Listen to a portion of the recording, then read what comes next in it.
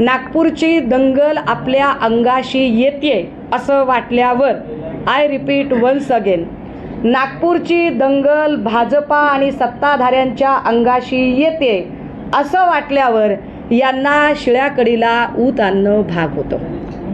आणि त्या शिळ्याकडीला ऊत आणण्यासाठी मग औरंगजेब प्रकरणावर तब्बल 1300 मतांनी आघाडी घेत त्यांनी जुनंच प्रकरण उकरून काढलं. मला वाईट वाटतं या गोष्टीचं की खरंच कुणाच्याही घरातलं लेकरू असं जाऊ नये, आणि तसं जात असेल तर हे दुःख आहे. या दुःखावर या लेकराच्या आईने स्पष्टपणे सांगितलं की आमचं काही म्हणणं नाही आहे, पण तरीसुद्धा या सगळ्यांच्या संबंधाने वडिलांनी काही तक्रार करायची ठरवली. ती खरं तर प्रेयर आहे, जुन्या एका याचिकेला आमची प्रेयर टॅग करा म्हणून. तर त्यांनी ती करावी, ती करण्याला पण हरकत नाही, त्यांनी ती केली पाहिजे, कारण त्यांना न्याय मागण्याचा अधिकार आहे. परंतु एखाद्याच्या दुःखाला आपलं राजकीय भांडवल म्हणून वापरणारी भाजपा किती नीच आणि कपटीपणाचं राजकारण करते हे फार स्पष्ट आहे. हे इतकं नीच आणि पाताळयंत्री राजकारण करणाऱ्या भाजपापासून या लेकराच्या आईवडिलांनी सावध राहिलो पाहिजे की तुमच्या लेकराला न्याय देण्यासाठी नाही, तर तुमचा वापर करून स्वतःची राजकीय पोळी भाजून घेण्याचा वापर इथं गलिच्छ भाजपा करत आहे. आता याच्यावर फार घसेफोड करणाऱ्या एक बाई विचित्रपणे किंचाळत होत्या. बाईंचा तसा तो नाद आहे, बाई तशाच वागत राहतात, बाईंच्या स्वभावाला औषध नाही आहे.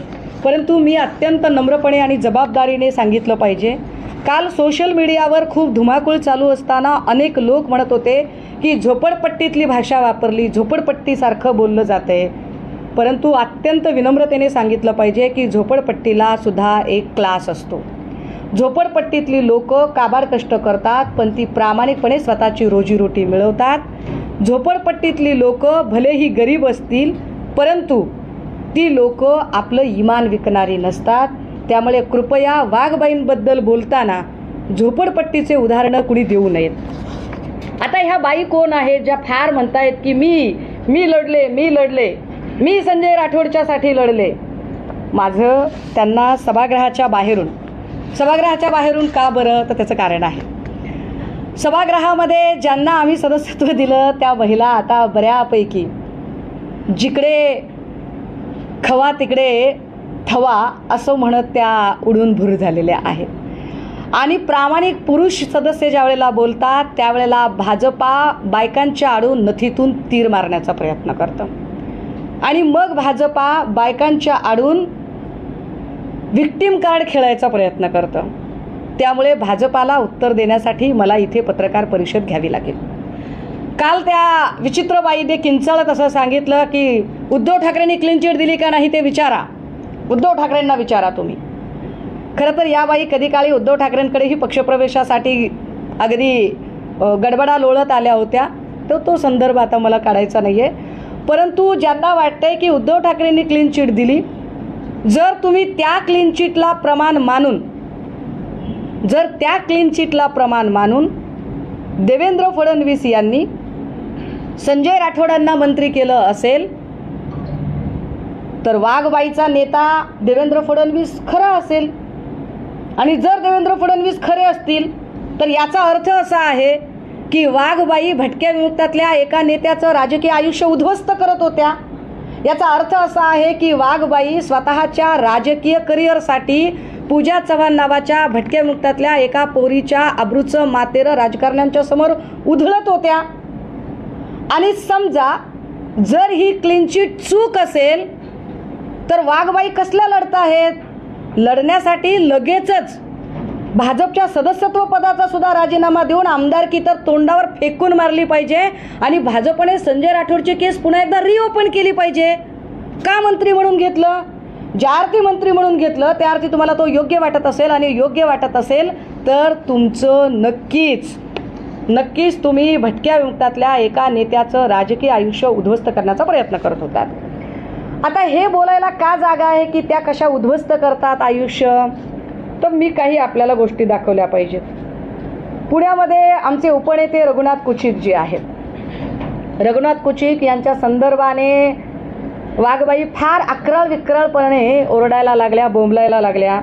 आणि त्यानंतर या संदर्भात जी पीडित तरुणी आहे असं दाखवलं गेलं, त्या तरुणीने स्वतः माध्यमांच्या समोर येऊन, पोलीस स्टेशन समोर येऊन हे स्पष्ट केलं की मोहम्मद अहमद अंकल उर्फ चाचा आणि चित्रा वाघ यांनी हे प्रकरण घडवून आणलं. तसंच चित्रा वाघ यांनी सादर केलेले मेसेजचे पुरावे खोटे असून विशिष्ट यंत्रणा वापरून माझ्या मोबाईलवरून कुचिक आणि कुचिक यांच्या मोबाईलवरून मेसेज येत असल्याचं दाखवलं. या सगळ्या आपल्याच माध्यमांनी केलेल्या त्या पीडितेच्या बातम्या आहेत. आपल्याला गोव्यात आणि मुंबईत चित्रा वाघ यांच्या मदतीने डांबून ठेवल्याचा आरोप पीडितेने केला. पोलिसांना विशिष्ट जबाब द्यायला चित्रा वाघने आपल्याला भाग पाडलं, असं या जबाबामध्ये ही मुलगी सांगते. ही जी पीडित तरुणी आहे, ही पीडित तरुणी पुन्हा असंही सांगते की न केलेल्या गुन्ह्यांची शिक्षा कुचिक यांना नको. मला वाघबाईंनी शिवसेनेला डॅमेज करण्यासाठी हे करायला सांगितलं. पुढे जाब द्यायला मला चित्रा वाघने भाग पाडलं, हा धक्कादायक खुलासा याच्यामध्ये देत आहे. हे झालं कुचिकचं प्रकरण. बाई एवढ्यावर थांबतील तर बाई कशा? कारण भाजपला या सगळ्या फौजची गरज आहे. भाजपला हे सगळे सदा, गुना, रूपा, चित्रा हे सगळे लोक भाजपला लागतात. कारण भाजपची अडचण काय आहे? भाजपचे जे हार्डकोर RSS आहेत ते इतक्या गलिच्छ पातळीवर उतरत नाहीत. मग त्याच्यासाठी त्यांना बाटगा अधिक कडवा असतो असं म्हणत बाहेरून इम्पोर्ट केलेली लोक लागतात. हे इम्पोर्ट केलेल्या लोकांमध्ये मग त्यांनी अजून एक नाव पुढे आणलं, ते होतं महबूब शेख. आणि महबूब शेखला मग त्यांनी फार बेजार करायचं सुचलं. महबूब शेखच्या संदर्भाने अनेक म्हणजे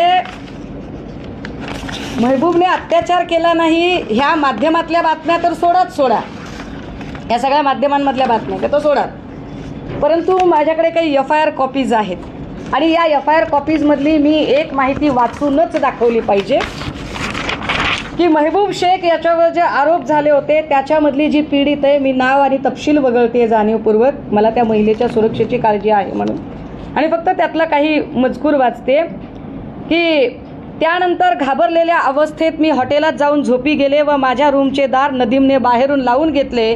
औरंगाबादला रात्रीच्या वेळी आम्ही पोहोचलो. 23/12/2020 रोजी लकी ज्यूस सेंटर चिश्तिया चौक येथे नदीमने मला बळजबरी बोलावून घेतले आणि जर तू हे केलं नाहीस तर तुला आणि तुझ्या परिवाराला कायमचं संपवून टाकेल असं म्हटलं. त्यानंतर दिनांक 25/12/2020 रोजी दुपारी 1:30 वाजता नदीमने फोन करून हिमायतबाग इथल्या डिलाईट ज्यूस सेंटरमध्ये भेटायला बोलून महबूब शेख विरोधात तक्रार दाखल करायला मला सांगितली. मी महबूबला ओळखत नव्हते तेव्हा नदीमने मला मोबाईलमधला महबूब शेखचा फोटो काढून दाखवला. मी खूपच घाबरलेली होते. माझी आणि महबूबची ओळख नव्हती. मला तो फोटो खूप वेळा दाखवण्यात आला. पुढे काय केले त्यांनी? 31/12/2020 रोजी 7:30 वाजता तू ज्याच्यावर तक्रार केली तो राष्ट्रवादीचा आकार नाहीस, त्यामुळे तू तात्काळ हाजी अली फंक्शन हॉल समोर ये. तेथे मी पांढऱ्या रंगाची गाडी घेऊन तुला जाण्यासाठी थांबवली आहे. मी दौलताबादला थांबलो आहे. तू गाडीत बसून तिथं ये.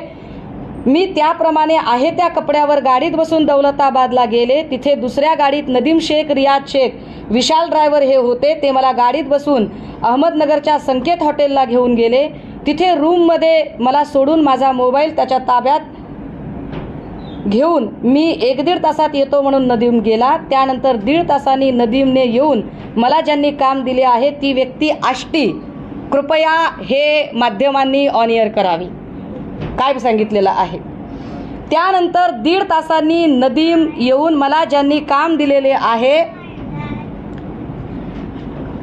ती व्यक्ती आष्टी, जिल्हा बीड येथील असून आपल्याला आष्टी येथे जायचे आहे म्हणून एका नवीन पांढऱ्या कारमध्ये बसून घेऊन गेला.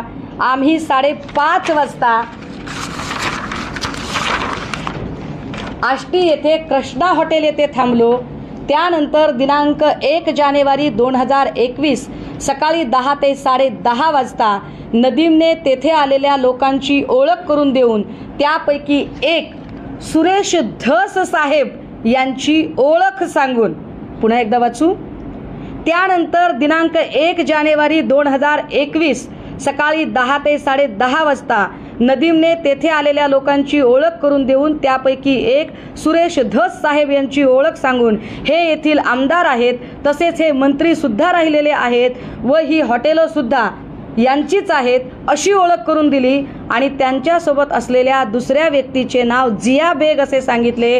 त्यावेळी सुरेश धस ते आणि आम्ही दुसऱ्या गाडीत असे त्यांच्या पाठीमागे आष्टी येथील एका पहिल्या मजल्यावर असलेल्या एका पत्रकाराच्या फ्लॅटवर गेलो। तिथे एका महिलेची ओळख करून देऊन ह्या फार मोठ्या समाजसेविका आहेत व त्यांची खूप मोठी पोच आहे, त्यांचे नाव चित्रा वाघ आहे म्हणून त्यांची ओळख करून दिली। मी जीवे मारण्याच्या धमकीमुळे, व्हिडिओमुळे, गुंडांमुळे मला त्यांच्या सांगण्यानुसार वागावे लागत होते। मी आहे त्या कपड्यावर आल्यामुळे नदीमने माझ्यासाठी कपडे घेतले। त्यानंतर माझे येथे गेटवे ऑफ इंडियाजवळ असलेल्या एका हॉटेलवर थांबलो।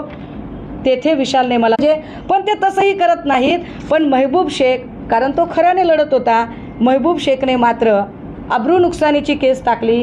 माझ्याकडे हायकोर्टची ऑर्डर कॉपी आहे।